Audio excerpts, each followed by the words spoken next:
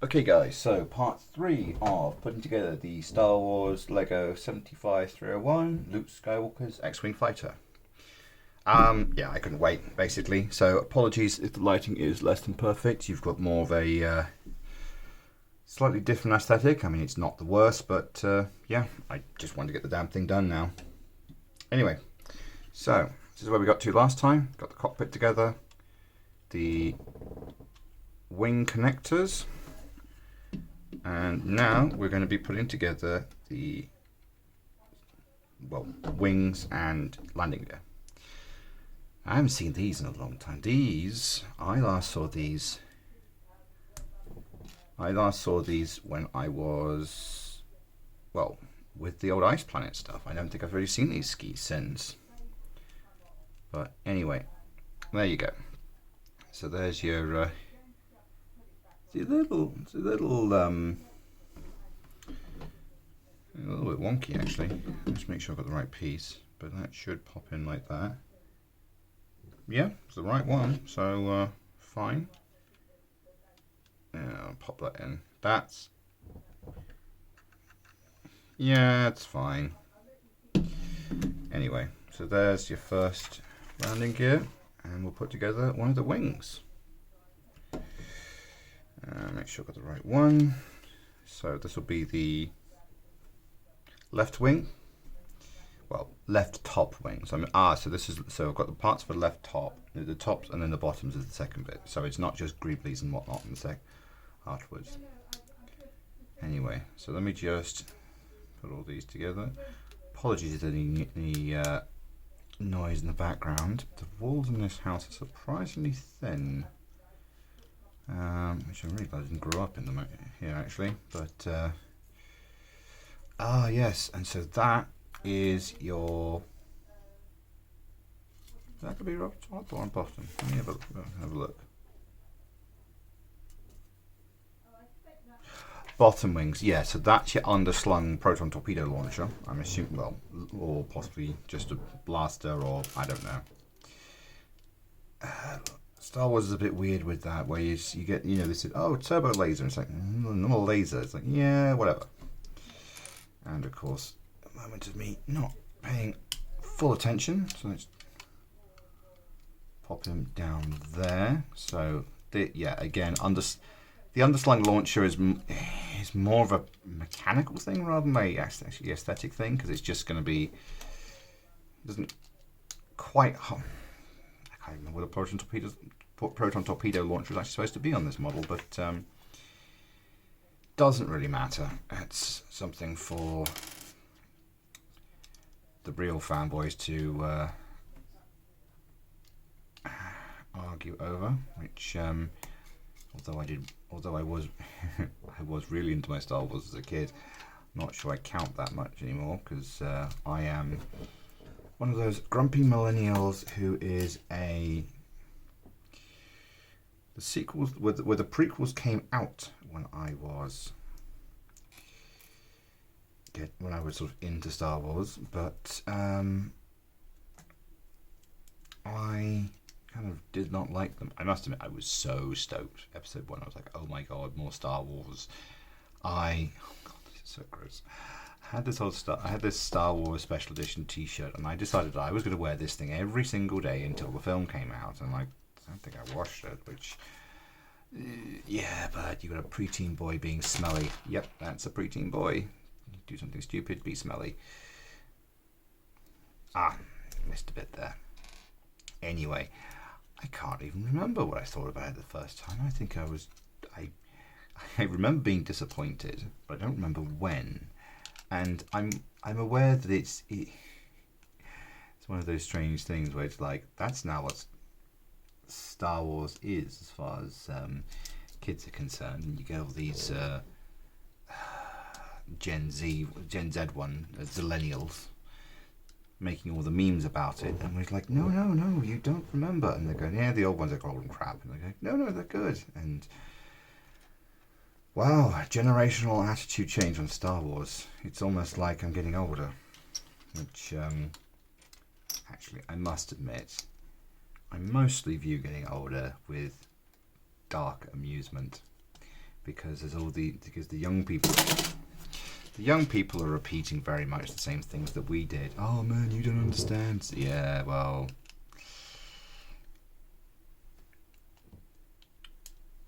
and I don't know. I find it entertaining watching them do all this stuff, and they're like, "Oh yeah, our humor's so edgy." And it's like, "Oh, you sweet summer child, you don't know edgy. You don't know your happy tree friends." Which that just feels weird. That things. If anyone doesn't remember, it was basically fuzzy toys doing horrific things to each other. Which, I mean, I look back and go, "Well, that's a bit childish." Oh, yes, it was. But yeah, they got DVD releases back in the day, which just feels weird because I suppose it was like these were Flash animations that got DVD releases, and you just think, what the hell is this?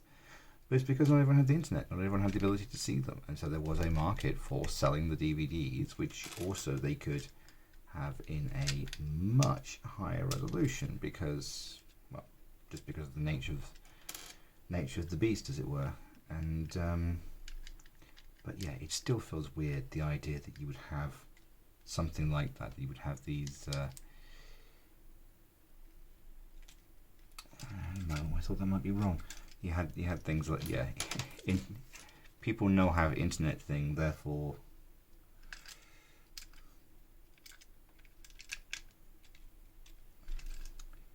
sorry, I got the feeling that was going to come out wrong, and it isn't, and I'm doubting my own spatial awareness. But yeah, it just feels weird with that nowadays, and I suppose almost the equivalent would be the guys. Well, what's his name from Brooklyn 99, where he started off in basically a YouTube group, and if anyone remembers, I'm on a boat. That's that guy, and now he's on network television, which feels kind of weird. Gonna fly to the moon one day. Never been on a boat, fly to the moon somehow. I'm on a boat, etc., etc. Which, okay, so that gives you an idea of how that's going to hold together. So that's, so you got your spatial awareness on it. And that is an old lance. Okay, now that's weird. I've seen these around in my collection, and I didn't know these were Lego originally. I get the feeling that there was a very similar toy range from the 50s or so, which had very similar pieces. So these little nobles, I think I may have chucked some of them. They're not used a lot. They are used very, very rarely, but I think I chucked these. I didn't know what they were, but c'est la vie. This is what happens with Lego. We're gonna hold on. It'll hold on fine. Okay, so there's wing number 1, and there's your bolt points. And so let me just push him in so he's in line. Come on, there we go. So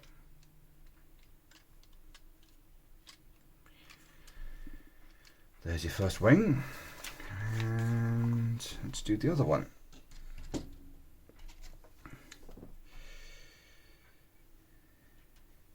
It is kind of weird, the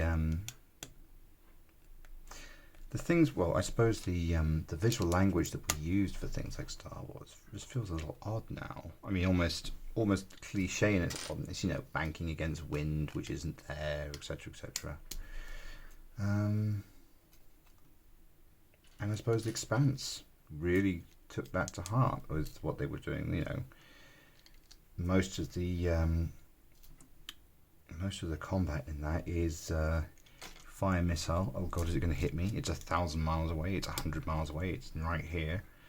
And then when you actually see what would have been an exciting space battle in any other thing, it's all point defense weapons, as they refer to them, which are mostly throw a whole bunch of mass in the way of a missile and hope that it hits that instead of you. I don't know. And just actually thinking about the Expanse, they did just little things they did, like having the it just required a little bit of foley, was just having the boot magnets, and you'd have it sort of you give chunk and a clunk clunk clunk clunk, and then you didn't have to deal with the 0G. You didn't have to come up with any nonsense about inertial dampeners or anything. You could just go, well, at this point during the mission, we are using ship acceleration at 1G in order to simulate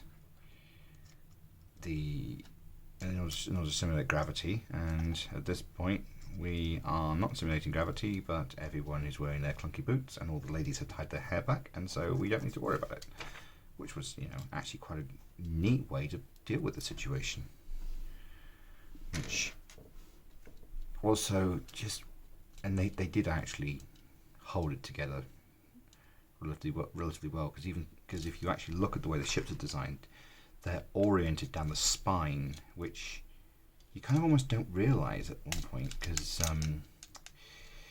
like the Rocinante, the only time I really twigged to it was when it lands, and you actually see that it lands tail first. It looks like it should go down like that, and it doesn't. It goes up, down like that, because everything has to be in line with acceleration, which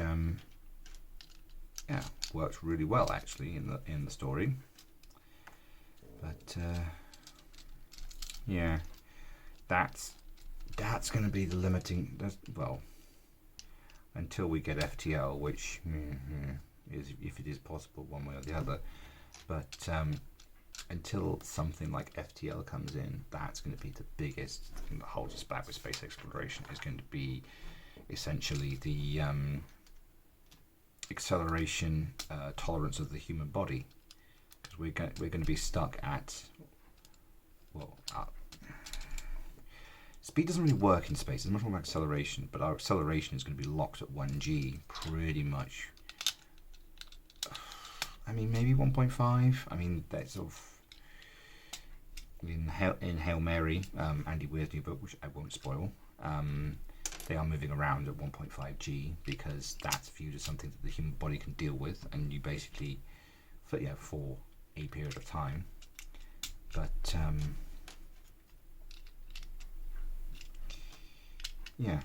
don't know.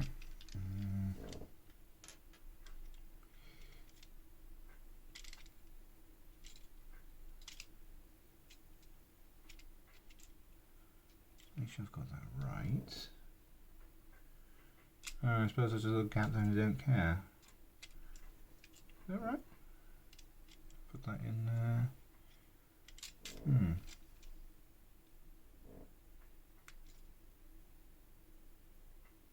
Oh well, whatever. There is a little gap there, but it just doesn't seem to. It's not telling me to fill it with anything.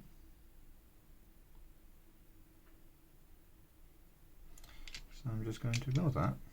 Okay, that's fine. I suppose it's not really going to affect it too.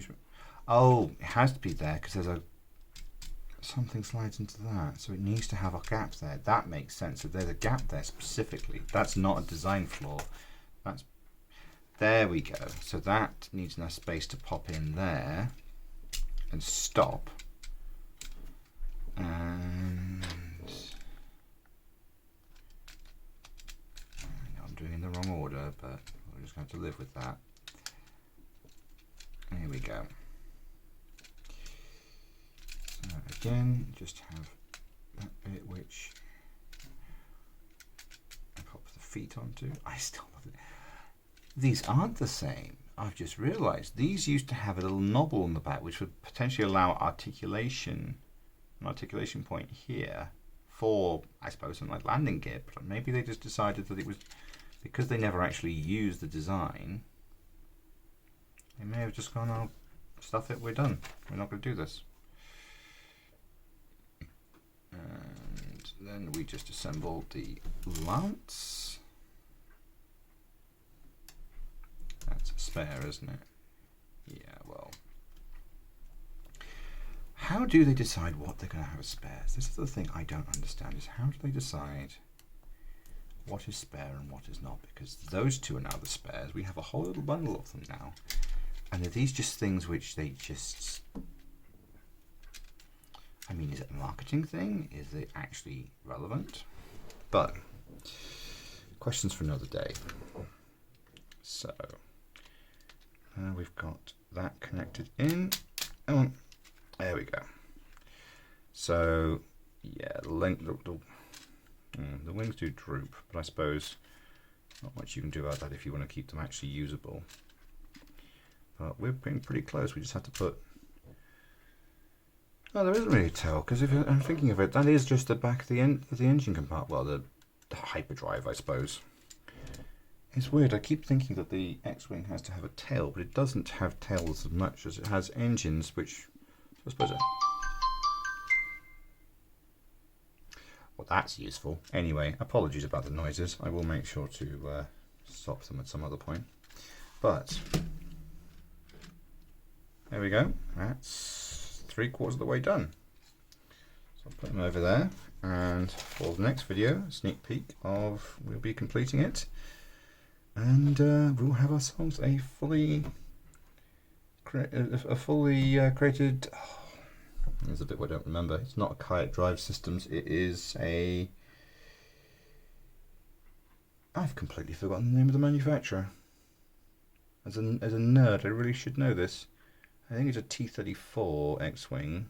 I don't remember off the top of my head. But anyway, irrelevant. And next will be part 4. Stay tuned, and of course, like and subscribe.